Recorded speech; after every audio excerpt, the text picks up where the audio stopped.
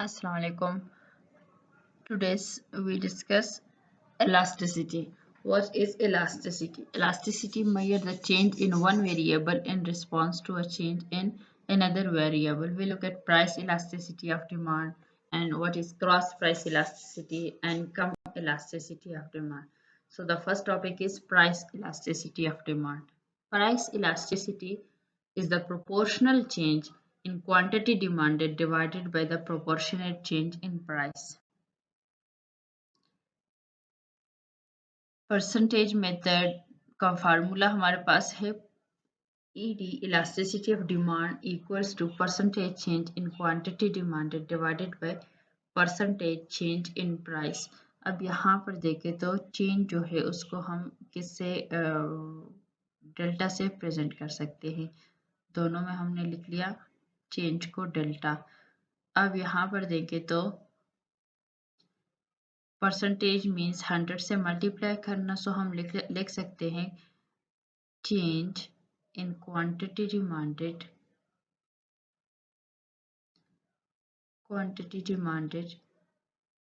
divided by जो भी हमारे पास एक्चुअल वैल्यू होगी क्वांटिटी की वो लिख लेंगे क्वांटिटी और उसको मल्टीप्लाई करेंगे हम 100 के साथ।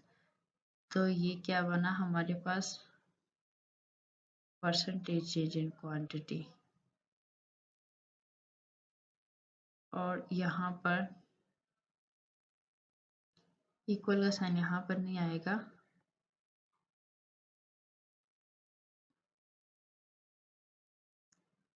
दी होल डिवाइडेड बाय, यहाँ पर हम इक्वल का साइन लिख लेंगे। अब यहाँ पर देखिए जो चेंज इन प्राइस है परसेंटेज चेंज इन प्राइस, इसको हम फार्मूले में लिखेंगे तो change in P divided by P, जो इनिशियल वैल्यू होगी वो लिखेंगे और इसको भी मल्टीप्लाई करेंगे 100 के साथ, तो ये परसेंटेज में चेंज हो गया। अब यहाँ पर क्वेश्चन है पर कि चेंज को हम कैसे फाइंड आउट करेंगे। What does it mean percentage change. तो हमारे पास आ जाता है जो भी हमारे पास चेंज होगी, जितने भी वैल्यूज होंगे उनका हम चेंज फाइंड आउट करेंगे और उसको जो भी इनिशियल वैल्यू होगी उससे डिवाइड करेंगे। तो इनिशियल वैल्यू को हमने यहाँ पर i से प्रेजेंट किया और मल्टीप्लाई करेंगे उसको 100 के साथ। सो ये हमारे पास परसेंटेज चेंज आ गया। अब यहाँ पर देखें ये हमारे पास परसेंटेज चेंज आ गया। फार्मूले में देखें तो दोनों में 100 है, ऊपर भी और नीचे भी, दोनों कैंसिल आउट हो सकते हैं एक दूसरे के साथ। सो हमारे पास जो फार्मूला आएगा वो है हमारे पास change in quantity demanded, change in quantity demanded divided by जो एक्चुअल वैल्यू होगी वो क्वांटिटी की, वो हमने लिख ली। और अब हमारे पास है ये डिवीजन जो है, अगर हम इसको मल्टीप्लिकेशन में कन्वर्ट करें रेसिप्रोकल ले इसका, तो हमारे पास जो इनिशियल p जो है वो कहाँ पर आ जाएगा ऊपर, और हमारे पास जो चेंज इन p है वो डिवीजन में चला जाएगा। अब यहाँ पर देखें हमारे पास हम इसको मज़ीद यूँ भी लिख सकते हैं, जो हमारे पास चेंज है चेंज इन क्वांटिटी डिमांडेड उसको हम लिख लेंगे और डिवाइड में लिखेंगे हमारे पास जो चेंज इन पी है वो लिख लेंगे, यानी कि जो चेंज वाली है उनको एक साइड पे लिख लिया। और अब हमारे पास मल्टीप्लिकेशन में दोनों इक्वल वैल्यूज़ को भी लिख सकते हैं। सो पी ऊपर आ जाएगा और क्वांटिटी डिमांड जो है वो शिफ्ट हो गया चेंज इन पी के साथ, तो वो यहाँ पर आ जाएगा। So this is what elasticity of demand is. Elasticity of demand. आप सपोज कर लेते हैं हमारे पास कुछ वैल्यूज हम ले लेते हैं। लेट्स सपोज हमारे पास हैं P और Q की वैल्यूज। P मीन्स प्राइस और Q मीन्स क्वांटिटी। सो P और Q। यहाँ पर देखें P जो है वो हमारे पास अगर हम 10 ले लेते हैं तो उस टाइम हम क्वांटिटी ले लेते हैं 50। अब यहाँ पर 50 को अगर हमारे पास क्वांटिटी 2 यूनिट इंक्रीज हो गई है उसकी प्राइस, तो क्वांटिटी हमारे पास डिक्रीज हो चुकी है 40 तक। अब यहाँ पर हम चेंज को कैसे फाइंड आउट करेंगे? सेकंड को फर्स्ट वैल्यू से माइनस करेंगे तो हमारे पास चेंज आएगा। लेट्स सपोज हमारे पास 40 सेकंड वैल्यू है तो 40 माइनस 50। सो हमारे पास जो आंसर आएगा वो है -10। अब -10 को हमारे पास चेंज आ गया है -10। अब इसको हम पुट कर लेते हैं अपने फार्मूले में। So ED equals to elasticity of demand equals to हमारे पास क्या आ जाएगा, जो भी उसकी इनिशियल वैल्यू है वो है -10। अब इनिशियल जो चेंज इन प्राइस है वो क्या है? चेंज इन प्राइस, तो वो हमारे पास है this is change. So change in price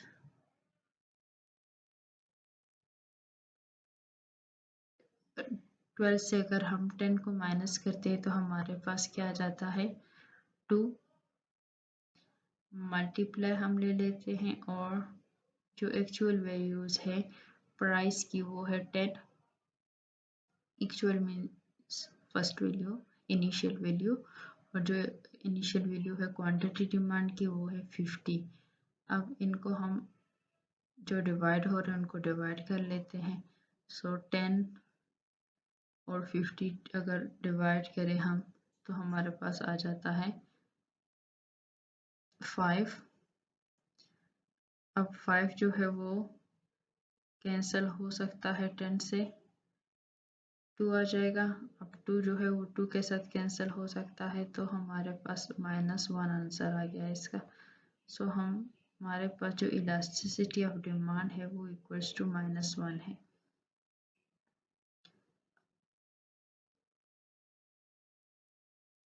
interpretation इसकी देख लेते हैं। For 1% change in price there is X% change in quantity demanded. और इसको मज़ीद एक और एग्जांपल से देख लेते हैं। हमारे पास है if 8.77% increase in price lead to a 11.473% decrease in quantity demanded। ये हमारे पास एग्जांपल एक गिवन है। यहाँ पर हम फार्मूला पुट कर लेते हैं इलास्टिसिटी ऑफ डिमांड का। तो हमारे पास है percentage change in quantity demanded divided by percentage in price. तो हमारे पास यहाँ पर देखिए माइनस का साइन क्या शो करता है कि हमारे पास जो है वो उसमें डिक्रीज आया हुआ है, और प्लस का साइन क्या शो करता है कि प्राइस जो है वो इंक्रीज हुई है। सो अगर प्राइस इतना इंक्रीज हो तो उसमें इतना डिक्रीज आ जाता है क्वांटिटी में। तो टोटल अगर हम उसको डिवाइड करें तो 1.13 आ जाता है। For every 1% change in price there is 1.13% change in quantity demanded, right?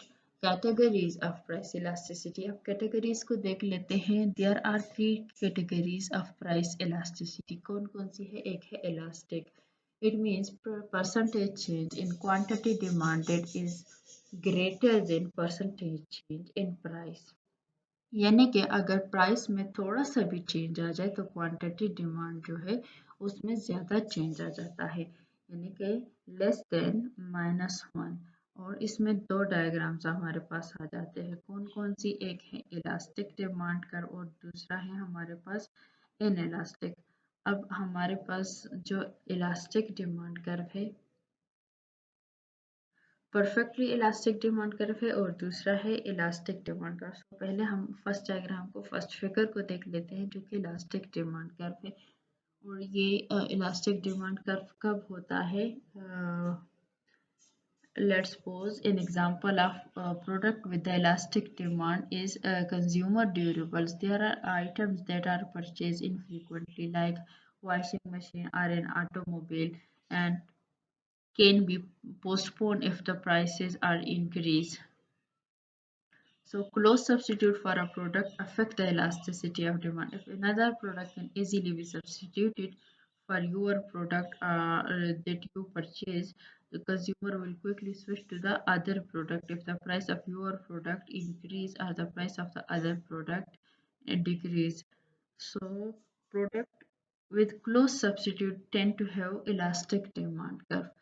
यहाँ पर अगर देखें तो हमारे पास जो प्राइस है अगर वो क्वांटिटी P2 है फर्स्ट प्राइस अगर तो वो अगर थोड़ा सा इंक्रीज हो जाए प्राइस जो है वो पहले से थोड़ा सा भी इंक्रीज हो जाए थोड़ा सा बिल्कुल कम चेंज आ जाए तो क्वांटिटी कितना डिक्रीज कर जाती है यहाँ पर देखें क्वांटिटी Q2 से Q1 पर शिफ्ट हो जाती है means there are some close substitute जिसकी वजह से कंज्यूमर जो है वो क्या कर देता है चेंज कर देता है अपना प्रोडक्ट परफेक्ट इलास्टिक डिमांड में चले जाएं तो अगर प्राइस थोड़ा सा भी डिक्रीज हो जाए कम हो जाए तो उसकी डिमांड जो है वो इन्फिनिट पर चली जाती है इन्फिनिटी तक चली जाती है यहाँ पर देखिए क्वांटिटी जो है वो अगर प्राइस जो है वो थोड़ा सा मतलब प्राइस जो है वो स्टेबल है क्वांटिटी कंज्यूमर जो है वो जितना मर्जी उस चीज़ को परचेज करे उस पर इफेक्ट नहीं पड़ता सेकंड कैटेगरी है inelastic means percentage change in quantity demanded less than percentage change in price अगर प्राइस जो है वो जितना मर्जी चेंज आ जाए लेकिन क्वांटिटी जो है उसमें चेंज ना आए तो वो इनएलास्टिक डिमांड कर्व होता है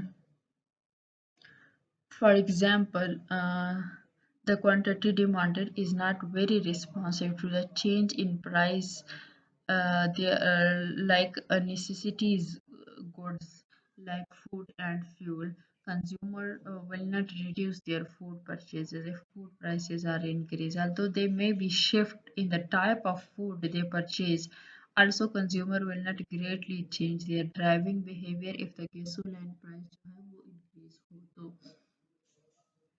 तो ये तो हमारे पास इनइलास्टिक डिमांड आ गया इनइलास्टिक मींस अगर प्राइस जो है वो जितना मर्जी चेंज हो जितना मर्जी उसमें इंक्रीज है या जितना मर्जी उसमें डिक्रीज है तो भी उसका जो यहाँ पर देखें डिमांड पर कोई फ़र्क नहीं पड़ता अगर ये इंक्रीज हो जाए तो क्वांटिटी कितना डिक्रीज होती है सो इनइलास्टिक डिमांड कर्व आ जाती है